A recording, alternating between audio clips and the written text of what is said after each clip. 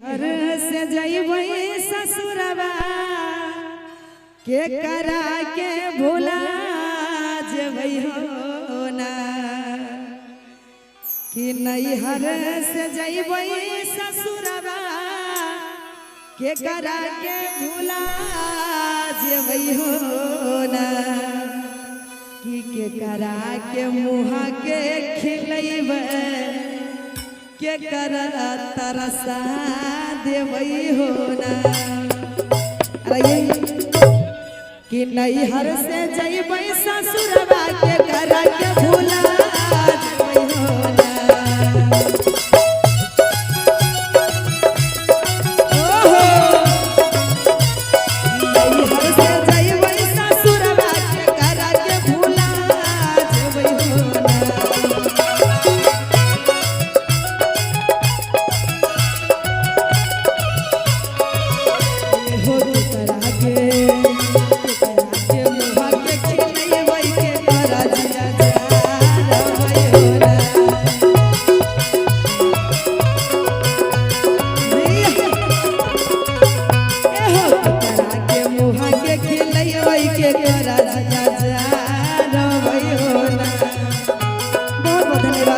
मुकेश जी की तरफ से 500 रुपये का पुरस्कार है। बहुत बहुत धन्यवाद।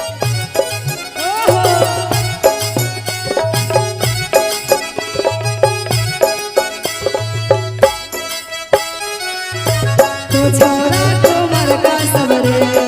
नदी में डूब मर जोरा तो छोरा लाइन मारै छै गे ई भी हल्का सवगे बड़ा प्यारा लाइन है। एक मिनट हमारे मुकेश भैया तो शादीशुदा लग रहा है,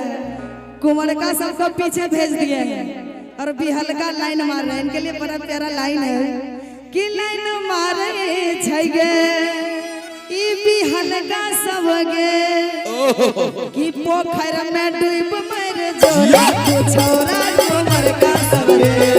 नदी में डूब मर जोरा तो छोरा कुंवर का सबरे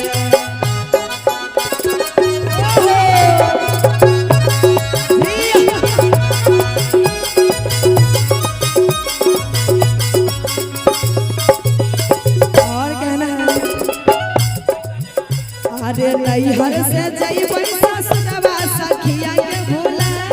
देबै हो ना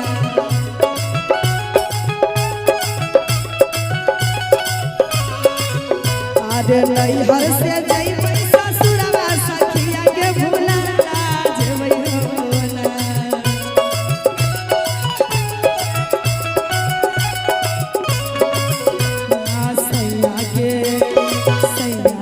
सैया के मुँह के खिलैबै यार जिया जान हो ना सैया के मुँह के खिलैबै यार जिया जान हो ना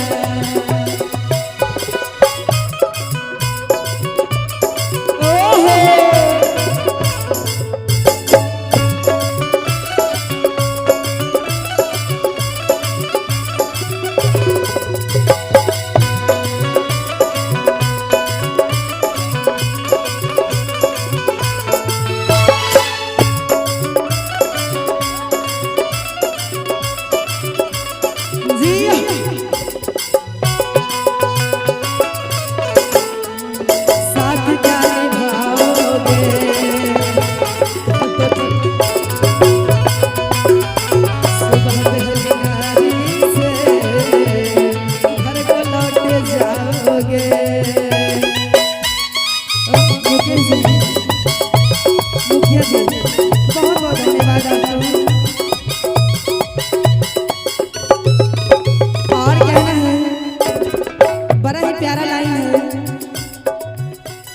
के करा के देबै लोटा पनिया के करा तरसा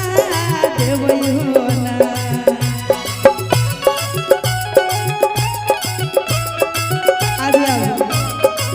अरे के करा के देबै लोटा पनिया के करा तरसा देबै हो ना